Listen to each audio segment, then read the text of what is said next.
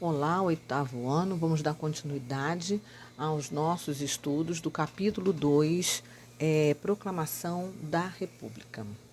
Esse período é um período riquíssimo da história do Brasil e é muito interessante que nós entendamos como surge a República no nosso país, né?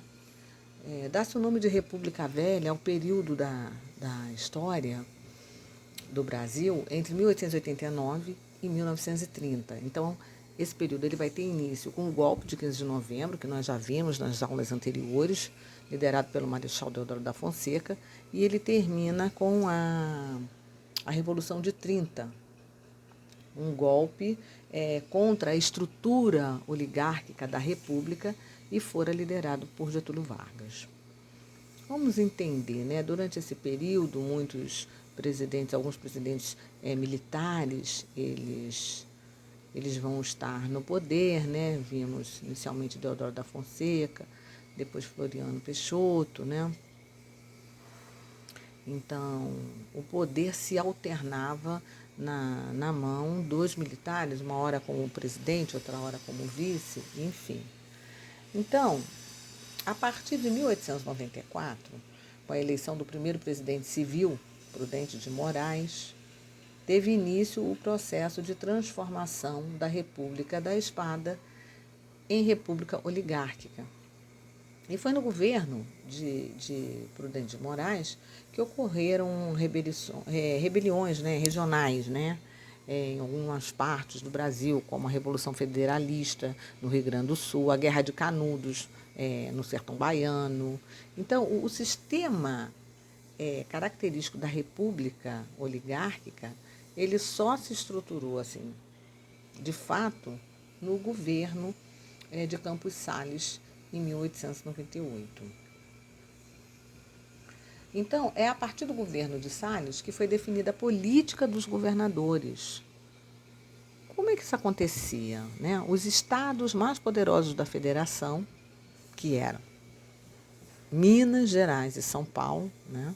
São Paulo com a produção de café, Minas Gerais com a produção de leite, eles passaram a instrumentalizar o poder da União em benefício dos seus próprios interesses. E o presidente da República seria um representante da nação, como um todo, né, que deve ser. Mas seria também um agente dessas oligarquias, né, dessas lideranças políticas que detinham o poder. Então, a alternância do poder na presidência entre esses líderes dessas oligarquias mineiras e paulistas, ela ficou conhecida como a política do café com leite, né? E essa expressão, ela se refere ao poderio econômico que o café tinha na economia paulista e o leite na economia mineira nessa época, né? Na base desse acerto político, vamos dizer assim, era meio que um pacto entre essas oligarquias, estava o controle político, o controle social, o controle local, que era exercido por quem tinha dinheiro e poder nessa região, né? Que era a figura, os fazendeiros, na verdade, os grandes proprietários de terra, né? O coronel. Então, o fenômeno do coronelismo garantia essa perpetuação das oligarquias por conta do estabelecimento das relações de favores, né? E da dependência com a população. Então, o voto era aberto, era encarado como uma moeda de troca e não como um direito do cidadão, né? Como deve ser.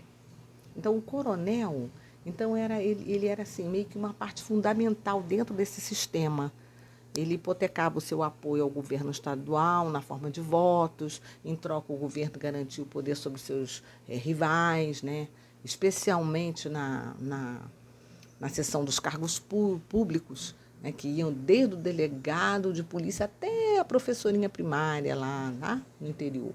E desse modo se desestabilizava a República. Então, no início do século XX, era assim, acontecia muito na base da troca, né, de favoritismo, Enfim, surge nesse período também muitos jornais com sátiras, né? Dizia-se que o país não passava de uma grande fazenda. Isso era uma referência muito pejorativa para o país. Bom, então, durante a República Velha, o Brasil ele passou por muitas transformações importantíssimas, informações essenciais do ponto de vista da urbanização, né? Ou seja, da modernização urbana, melhor dizendo, da modernização das indústrias.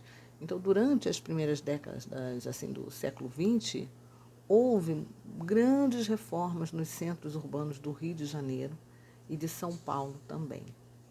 Então, nós vamos ter ações da medicina sanitarista e higienista, principalmente as coordenadas por Oswaldo Cruz, né?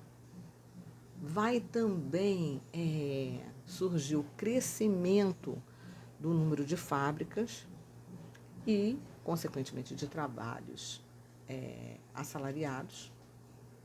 E é nesse clima que vão aparecer as revoltas tipicamente urbanas da época. Então, vai ter a revolta da vacina, que era uma questão muito forte na época, com a obrigatoriedade da vacina. A população não entendia a importância da vacina, né? Vai ter também a rebelião dos 18, do Forte de Copacabana, e a revolta de 24, que acaba se transformando na Coluna Prestes, e a revolta da Chibata.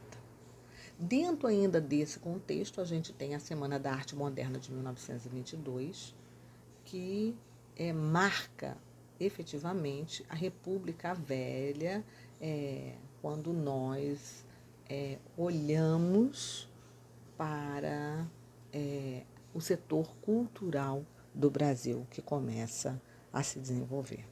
Então, é um período riquíssimo da história, esse que nós estamos estudando. Eu quero deixar para vocês, como atividade de reforço, os exercícios diversos número 7, do número 1 ao número 30, que está na página 13, os exercícios diversos número 8, do número 1 ao 10, que está na página 14, e, obrigatoriamente, vocês devem reler o capítulo 2 integralmente, ok? Um ótimo estudo para vocês.